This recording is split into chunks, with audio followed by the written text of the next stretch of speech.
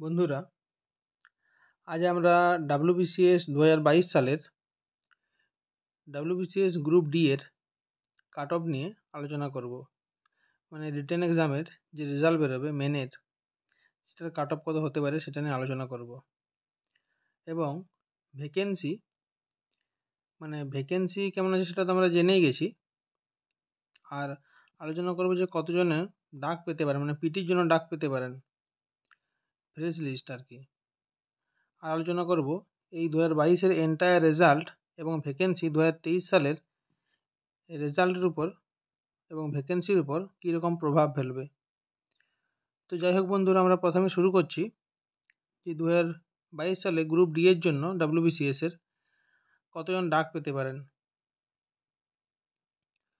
তো আমরা প্রথমেই দেখে নিচ্ছি যে 2022 সালে গ্রুপ সি এর জন্য টোটাল ডাক পেয়েছিল, আমরা দেখেছি যে 283 জন পিটির জন্য। আর ভ্যাকেন্সি কত ছিল, অর্থাৎ ভ্যাকেন্সি কত আছে আর কি, 128 জন। ঠিক আছে, টোটাল ভ্যাকেন্সি 3 গুণ ডাকে। তো যাই হোক, এটা 2.25 আমরা যে হিসাব করে দিলাম 2.2 সামথিং দেখলাম। তাহলে টোটাল এখানে দেখছি কত আমাদের বাকি থাকছে। তাহলে 8 5 13 3 2 3 4, হ্যাঁ, মানে 155 জন এখনও রয়ে যাবেন আর কি, যারা গ্রুপ সিতে সিলেক্টেড হবেন না এবং তারা গ্রুপ ডি এর জন্য আর কি লিস্টে নাম তোলাবেন আর কি। তো এদের মধ্যে অনেকজন এমন থাকে যে শুধু গ্রুপ সি এর জন্য দেয়, গ্রুপ এ বি এবং সি এর জন্য দেয়, গ্রুপ ডি এর জন্য সিলেক্ট করে না। তো সেটা আমরা পরে আলোচনা করছি। তো এই যে গ্রুপ সি থেকে বাদ পড়ে গেলেন, মানে পিটি লিস্টের পরে গ্রুপ সি এর কাট অফ ক্লিয়ার করার পরে 155 জন, এনারা কিন্তু সিওর শট যে গ্রুপ ডি এর কাট অফ ক্লিয়ার করবেনই। অর্থাৎ 155 জনে আমি ধরছি এনারা গ্রুপ ডি এর WBCS গ্রুপ ডি এর কাট অফ ক্লিয়ার করে দেবেন। অর্থাৎ এনাদের তো পিটি হয়ে যাচ্ছে, তাহলে আর পিটি হচ্ছে না। যাদের পিটি হয়ে যায় গ্রুপ সি এর জন্য, গ্রুপ ডি এর জন্য আর পিটি হয় না। তারা মানে ওই হিসাবে হয়ে যায় আর কি, ওই পিটি অনুযায়ী। আপনারা সবই জানেন, এটা লিস্টে নাম চলে আসে। তো এরপর আমরা দেখছি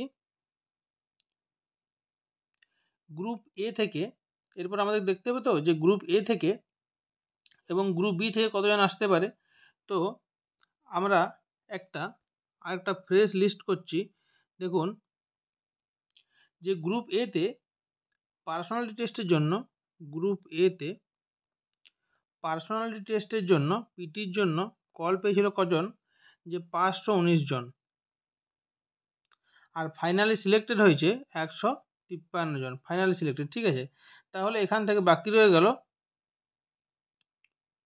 366 জন বাকি রয়ে গেল। এবং গ্রুপ বি এর জন্য আমরা দেখছি গ্রুপ বি এ পার্সোনালিটি টেস্টের ডাক পেয়েছিল 25 জন এবং সিলেক্টেড হয়েছেন 8 জন, অর্থাৎ এখান থেকে রয়ে গেলেন 17 জন।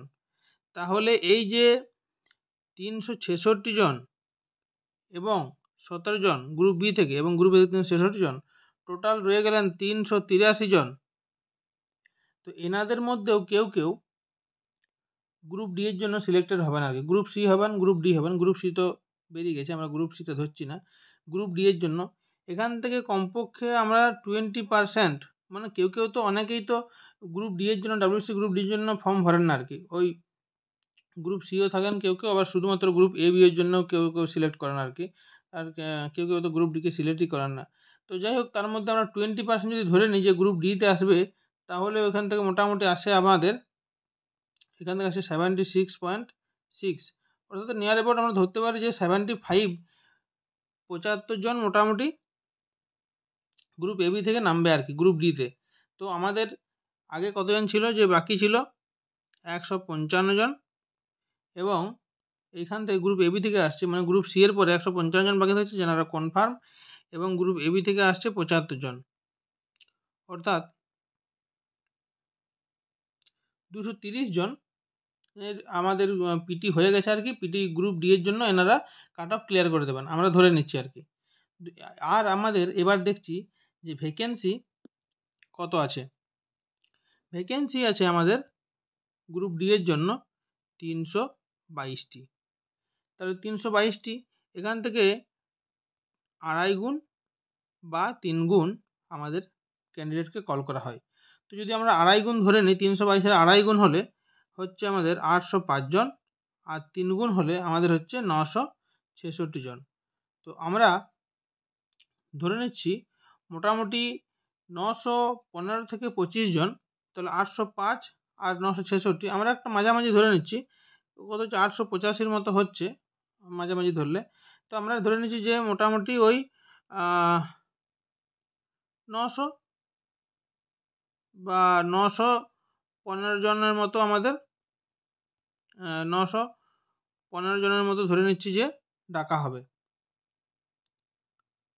ঠিক আছে, 915 জনের মধ্যে ডাকা হলে আমাদের আগেই ধরেছি যে 230 জন আমাদের আগেই ক্লিয়ার করে আছেন। তো তাহলে এখন ফ্রেশ লিস্ট আর কি, নতুনভাবে 308 হাতে 785 জন এত হচ্ছে, ও সরি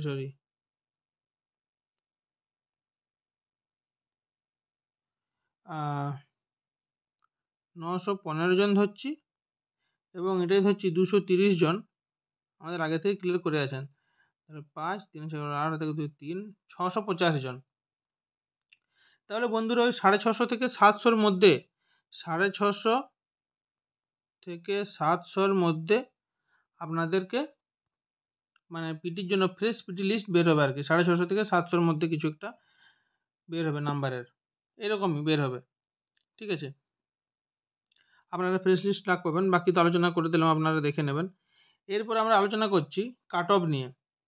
কাট অফ নিয়ে আমাদের আলোচনা করতে গেলে গ্রুপ সি এর জন্য আর 2021 সালের গ্রুপ ডি এর কাট অফ নিয়ে কোনো লাভ হবে না দেখে পরে, কারণ কি সেই বছর মাত্র একজন সিলেক্টেড হয়েছিল, আবার এসসি ক্যাটাগরিতে শুধুমাত্র একটি ভ্যাকেন্সি ছিল, এরকম হতে পারে বন্ধুরা, যা খুশি তাই। যাই হোক, সেটা নিয়ে আমি আর কথা বাড়াচ্ছি না। আমরা দেখে নিচ্ছি 2022 সালে গ্রুপ সি এর জন্য কাট অফ ছিল জেনারেলের ক্ষেত্রে আমি ধরছি 728.75।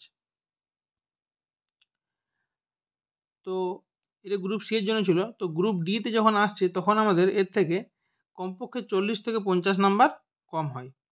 যদি 40 নাম্বার কম হয় এক্ষেত্রে হতে পারে 688.75, আর যদি 50 নাম্বার কম হয় হতে পারে এখানে কত 678.75। তো বন্ধুরা মোটামুটি ওই 600 আমার জেনারেলদের জন্য কাট অফ বলতে গেলে বলা যায় যে 675, মানে 675 থেকে 685, একটু রেঞ্জটা বেশি করে রাখলাম আর কি, কারণ ভ্যাকেন্সি তো প্রচুর আছে, তার জন্য 675 থেকে 685 এরকম একটা, মানে 680 কাছাকাছি ধরুন, 680-র কাছাকাছি ধরুন একটা কাট অফ থাকতে, মানে 680 থেকে 685 আমার যেটা মনে হচ্ছে এরকমই একটা কাট অফ থাকবে গ্রুপ ডি এর জন্য ফর পিটি।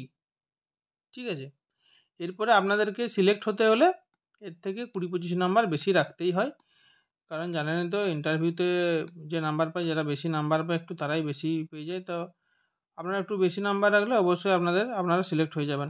তো যাই হোক, তো এটা পিটির করার জন্য 680 থেকে 685 কাট অফ থাকবে, এটা আমার প্রেডিকশন, আশা করছি মিলে যাবে। এরপরে আমি আর একটা কথা বলে দিই যে এই যে 2022 সালের হিউজ ভ্যাকেন্সি একটা ফিল আপ হয়ে গেল, তো 2023 সালে এই ভ্যাকেন্সিটা আর কিন্তু থাকবে না বন্ধুরা। 2023 সালে এর থেকে কম ভ্যাকেন্সি থাকবে, কিন্তু একটা সুবিধা 2022 সালে এই ভ্যাকেন্সির জন্য কিন্তু অনেক ক্যান্ডিডেট যারা অনেক দিন ধরে প্রিপারেশান করছিলেন এবং অনেক মানে পোড় খাওয়া হয়ে গেছিলেন আর কি, তারা কিন্তু বেরিয়ে গেলেন এখান থেকে, মানে এই কম্পিটিশান থেকে তারা কিন্তু আউট হয়ে গেলেন আর কি, মানে তারা তো সিলেক্টেড হয়ে গেলেন, তারা কি আর বসবে? হয়তো বসলেও আর সিলেক্টেড হবেন না। তো যাই হোক, সেখান থেকে আমাদের একটা আইডিয়া পাওয়া যাচ্ছে যে 2023 সালের ক্ষেত্রে সেদিক থেকে কম্পিটিশানটা কম হবে, মানে কাট অফটা একটু হলেও মানে ঠিকঠাক আর কি ব্যালেন্স হয়ে যাচ্ছে আর কি। তো আমি 2023 সালের জন্য WBCS-এর কাট অফ প্রেডিকশন করে দিয়েছি, আপনারা ভিডিওটা দেখে নেবেন। তো 2023 সালে ভ্যাকেন্সি কম হলেও অনেক ক্যান্ডিডেট যেহেতু 2022 সালের জন্য মানে সিলেক্টেড হয়ে যাচ্ছেন, তাহলে সেই ক্যান্ডিডেট আর কম্পিটিশান এতটা করবেন না। তো তার জন্য কিন্তু 2023 সালের জন্য সেই সুবিধাটা পেয়ে যাবেন। তো যাই হোক, আর এবছর আবার EWS অ্যাড হয়েছে, তাহলে সেই ক্যান্ডিডেটরা EWS-এর ফ্যাসিলিটিটা পেয়ে যাবেন। তো সেক্ষেত্রে জেনারেলের কাট অফটা হালকা হলেও একটু বাড়তে পারে কিন্তু EWS-টার জন্য, জেনারেলদের কাট অফটা। আর SC ST তো আমি আলোচনা করে দিয়েছি, আমার ভিডিওটা দেখে নেবেন বন্ধুরা। তো যাই হোক, ভিডিওটা যদি ভালো লেগে থাকে আপনারা একটা লাইক করে দেবেন। আর চ্যানেলটা যদি আপনারা এখনও সাবস্ক্রাইব না করে থাকেন, আপনারা সাবস্ক্রাইব করে দেবেন। আপনাদের সাবস্ক্রিপশান, আপনাদের লাইক, এইসব দেখে আমি মোটিভেট হই। তো যাই হোক বন্ধুরা, আর পারলে ভিডিওটা একটু শেয়ার করে দেবেন। ধন্যবাদ।